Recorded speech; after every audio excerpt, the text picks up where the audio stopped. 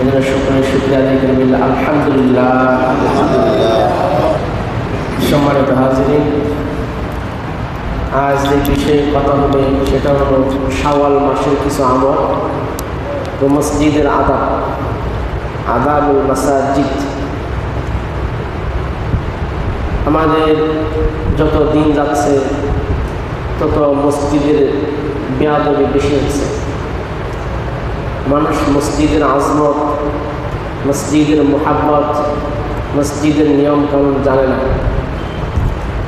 এই জন্যে মানুষে মসজিদে এসেও ঝগড়া ফাসাদ, হাঁটাহাঁটি, বিভিন্ন রকমের কথা কাটাকাটি চলে, যেগুলো এমন পর্যায়ে চলে যায় যে আল্লাহ তাআলার দুশমনও পরিণত হয়। অনেকে মসজিদে আসে সওয়াবের জন্যে, কিন্তু মসজিদে এসে গুনাহ কামাই করে নিয়ে যায়। এছাড়াও আছে মসজিদের কিছু দায়িত্বশীল, তাদের সম্পর্কে আল্লাহ তাআলা কোরআনে আয়াত আছে, তাদের কোয়ালিটি কী হবে, কীভাবে মসজিদ পরিচালনা করবে, এগুলো আল্লাহ তাআলা স্বয়ং কোরআন শরীফে আল্লাহ তাআলা বলছেন, হাদিস শরীফে তো আছেই। প্রথমে আসবে শাওয়াল মাস। এই মাসটা এখান থেকেই হজের তামান্না আকাঙ্ক্ষা শুরু হবে শাওয়াল মাস থেকেই। এছাড়া শাওয়াল মাসের গুরুত্বপূর্ণ একটা আমল হলো 6টি রোজা, যেটা হাদিস শরীফে আছে, মুসলিম শরীফের হাদিস, মান সামা রমাদানা সুম্মা আতবাআহু সিত্তান মিন শাওয়াল কানা কাসিয়ামিদ দাহরি কুল্লি। যে ব্যক্তি রমজানের 30টি 29টি রোজা রাখলো আর শাওয়ালের মাসের 6টি রোজা রাখলো, সে যেন পুরা 1 বছর লাগাতার রোজা রাখলো। কোনো মানুষের পক্ষেই 1 বছর রোজা রাখা সম্ভব না। 1 মাস রোজা রাখলেই শেষ, হাই হতাশ, পারে না। বাস্তবেই তাই, মানুষ দুর্বল। 1 বছর রোজা কেমনে রাখবে? যাতে উম্মত আগের উম্মতের চাইতে কমতি না হয় সওয়াবের দিক দিয়ে, এই জন্য আল্লাহ তাআলা রাসূল পয়গম্বর আলাইহিস সালাম বিশেষ এই অফার, রমজানের রোজা আর শাওয়ালের 6টি রোজা যে করলো সে যেন পুরা বছর রোজা রাখে। কিভাবে সম্ভব? কোরআন শরীফে আছে, আল্লাহ তাআলা বলেন, মান জাআ বিল হাসানাতি ফালাহু আশরু আমসালিহা। মুমিনের প্রত্যেকটা নেক আমল 10 গুণ করে আল্লাহ তাআলা সওয়াব দেন। যে কোনো নেক আমল 10 গুণ বাড়ায় দেন। 1 ওয়াক্ত নামাজ পড়লে 10 ওয়াক্তের সওয়াব, একবার সুবহানাল্লাহ বললে 10 বার সুবহানাল্লাহ সওয়াব, একটা সেজদা দিলে 10টা সেজদা দেওয়ার সওয়াব, 1 টাকা দান করলে 10 টাকা দান করার সওয়াব। এটা আল্লাহ তাআলা কোরআন দ্বারাই প্রমাণিত। তাহলে 29টা বা 30টা রোজা আল্লাহ তাআলার পক্ষ থেকে 30টাই ধরতে হবে। কেন? যা আল্লাহ তাআলাই কমাইছে। যদি 30টা হতো তাহলে আমরা 30 রোজা রাখতাম না? কমাইছে আল্লাহ, কাজ দিছে আপনাকে যে একটা দেওয়াল নির্মাণ করতে হবে। এখন কাজ আপনি 3টা 4টার দিকেই শেষ। এখন কামলার মজুরি কি আপনি কমাই দিবেন না সমানই দেন? সমানই দেন। যদি 1 ঘন্টা আগে কাজ শেষ তবুও মজুরি সমান। যদিও রোজা 29টা, তারপর আল্লাহ 30টার সওয়াবই বান্দাকে দিবেন। কমাইছে তো মালিকে কাজ কমাই দিছে, মজুরি কমাবে না, পারিশ্রমিক সমানই দিবে। 30টা রোজা, এক রোজা 10টা করে ধরলে 300 দিন। 1 রোজা 10 দিয়ে গুণ দিলে 30 দিনে কত হয়? 30 গুণ 10 300 দিন। আর 6 দিয়ে 10-এর গুণ দিলে 60 দিন, 360 দিন। বছর 360 দিন হয়, চাঁদের মাস। এই হিসেবে শাওয়ালের 6টি রোজা যে রাখলো আর রমজানের 30 রোজা 29 রোজা রাখলো, সেজন্য পুরো বছর রোজা রাখলো। সুবহানাল্লাহ, এত আল্লাহ তাআলা ফায়দা আছে। এছাড়াও হাদিস শরীফের বাহিরে বুজুর্গের এক ঘটনা আছে। আমাদের কওমি মাদ্রাসার একটা কিতাব আছে, যে সাহিত্যের কিতাব, আরবি সাহিত্য। ওইখানে একটা ঘটনা আছে দেখলাম, শাওয়াল মাসে রোজা নিয়ে এক বুজুর্গের ঘটনা দেখছে। উনি মক্কাতে দীর্ঘদিন যাবৎ মোটামুটি 10-12 বছর অবস্থান করছে। প্রতিদিন এক ব্যক্তি তার পাশ দিয়ে যায়, তাকে সালাম দেয়, তওয়াফ করে 2 রাকাত নামাজ পড়ে আবার চলে যায়। প্রতিদিন রেগুলার, কোনোদিন তাকে সালাম দেওয়া মিস হয় না। একদিন, 2 দিন, 3 দিন নয়, দীর্ঘ 10টি বছর, 12টি বছর, 6-7 বছর যদি আপনাকে এক ব্যক্তি সালাম দেয় প্রতিদিন, ওই লোকটার প্রতি আপনার একটু মহাব্বত জমা হবে। প্রতিদিন যেই ব্যক্তি আপনাকে সালাম দেয় তার চেহারাটা আপনার পরিচিতি হয়ে যাবে। 3 মাস যদি কোনো ব্যক্তি আপনাকে লাগাতার প্রতিদিন সালাম দেয়, একদিন যদি না আসে, 2 দিন যদি না আসে, অবশ্যই মনের ভিতরে আপনি খুঁজবেন, হায় হায়, লোকটা প্রতিদিন আমাকে সালাম দিল 3 মাস পর্যন্ত, 2 দিন যাবত তাকে দেখি না, না জানি কি হইল। হবে কিনা? দীর্ঘদিন যখন ব্যক্তি তাকে সালাম দিছে, হঠাৎ একদিন, 2 দিন, 1 সপ্তাহ, 2 সপ্তাহ যাবত নাই, প্রায় মাস পার হয়ে গেছে, ওই লোকটাকে আর দেখে না, তার ঠিকানাও জানে না, পরিচয় জানে না। মনে মনে খুঁজে, লোকটা প্রতিদিন আমাকে সালাম দিত, কই গেল, কোথায় গেল? হঠাৎ একদিন এক ব্যক্তি এসে বলতেছে, ভাই, আপনাকে যে প্রতিদিন একটা লোক সালাম দিত, ওই লোকটা কি এখন আসে? বলে না, আসে না। আপনি তাকে চিনেন? কই না, চিনি না। ওই লোকটার পরিচয় আমি জানি, ওই লোকটার ঠিকানা আমি জানি, ওই লোকটা এখন মৃত্যু শয্যায় শায়িত, আপনাকে সালাম জানাইছে, আপনাকে ওই তার বাড়িতে যাওয়ার জন্য আমন্ত্রণ করছে। সুবহানাল্লাহ। ঠিক আছে ভাই, চলো। ওই ব্যক্তির সাথে ওই বাড়িতে রওনা করলেন।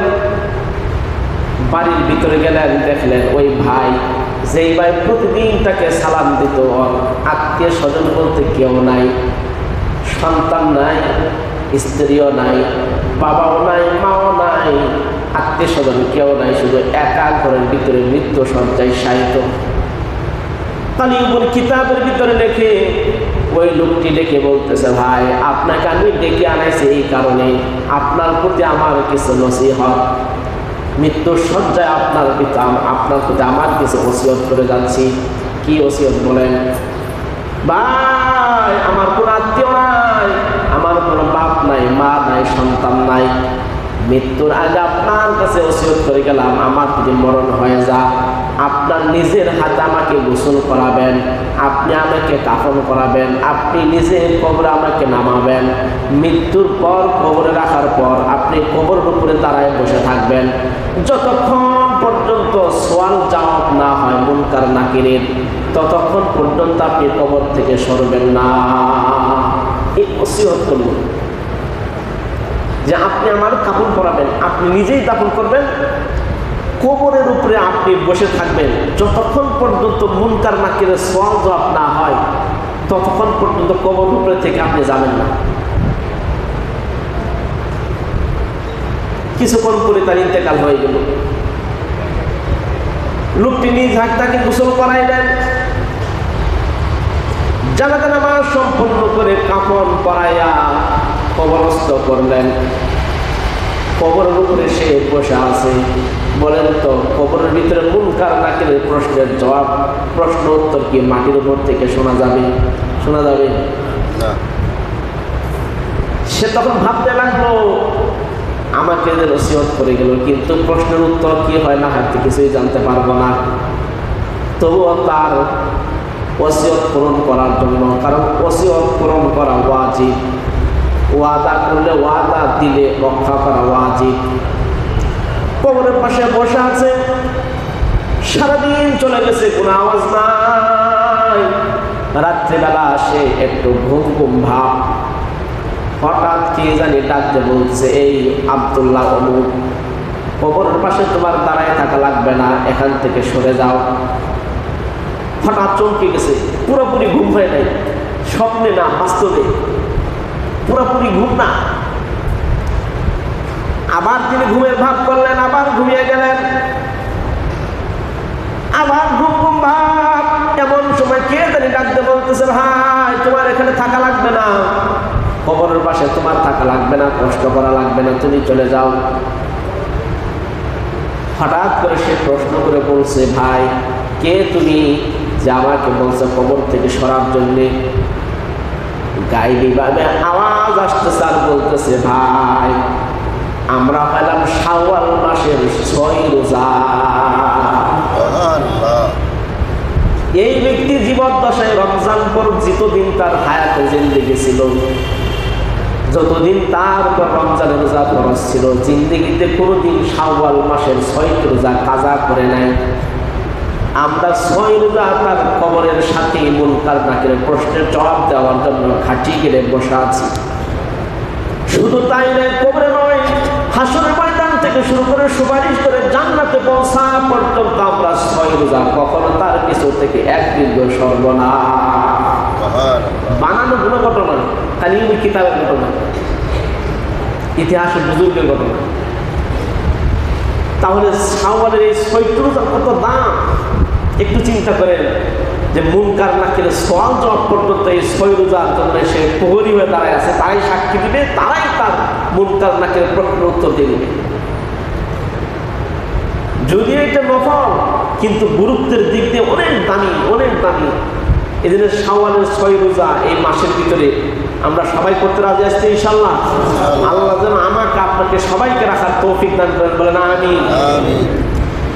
আর হাদিস শরীফে তো আছেই যে শাওয়ালের 6টি রোজা রাখলো সেদিন পুরা বছর রোজা রাখলো।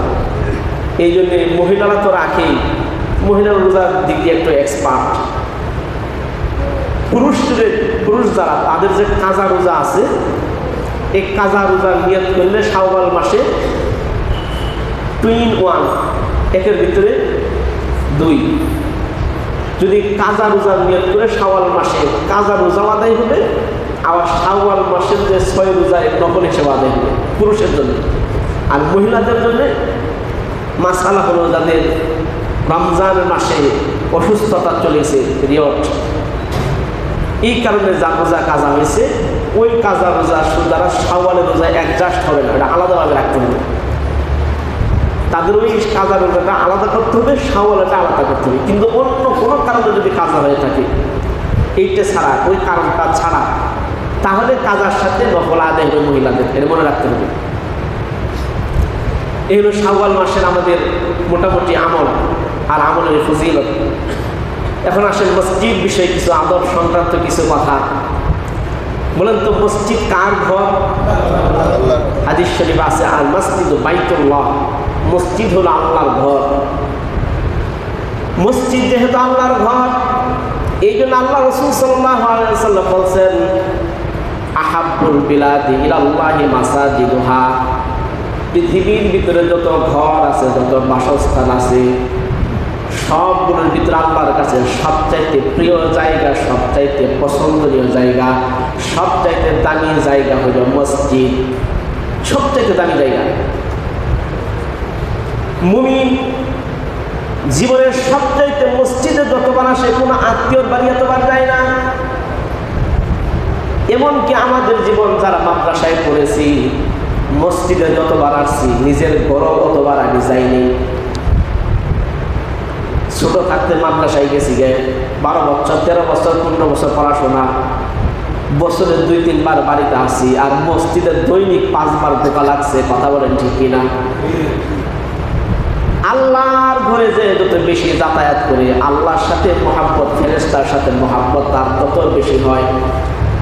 যে ব্যক্তি ডেলি 5 বার মসজিদে যাতায়াত করে, হঠাৎ করে নাই হয়ে গেলে ফেরেশতারা খোঁজাখুঁজি করে, এই বান্দা মসজিদে আসতো ফজরে, জোহরে, আসরে, মাগরিবে, এশায়, এই বান্দা কোথায় গেল? মসজিদে হাজিরা নাই কেন?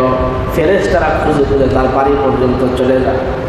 যদি ইন্তেকাল করে, তো ফেরেশতারা তার জন্য মাগফিরাতের দোয়া করে, আল্লাহর কাছে বলে, মালিক, এই ব্যক্তির সম্পর্কে আমরা সাক্ষ্য দিচ্ছি, প্রতিদিন 5 বার সে মসজিদে যাইতো, তোমার উপরে যাইতো, যে মসজিদ আসে সে তোমাকে মহব্বত করে, ইমানের সাক্ষ্য দিচ্ছি, তুমি তাকে মাফ করে দাও।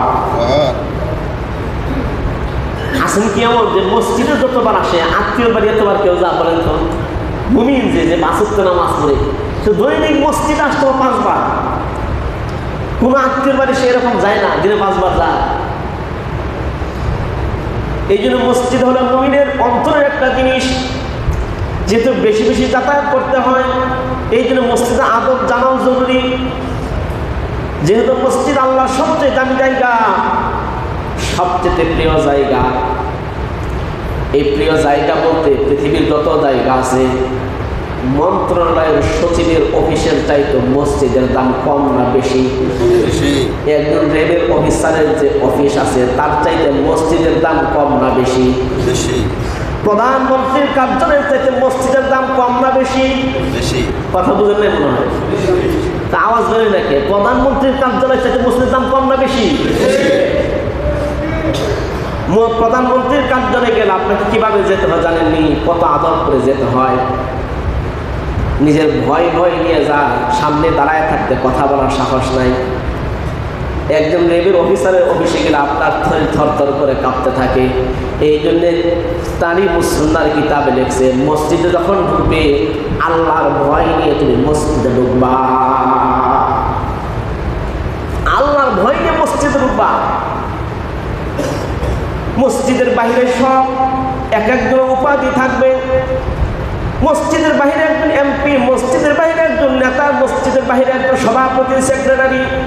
কিন্তু মসজিদে যখন ঢুকলো তখন সে আল্লাহর গোলাম, মসজিদের খাদেম।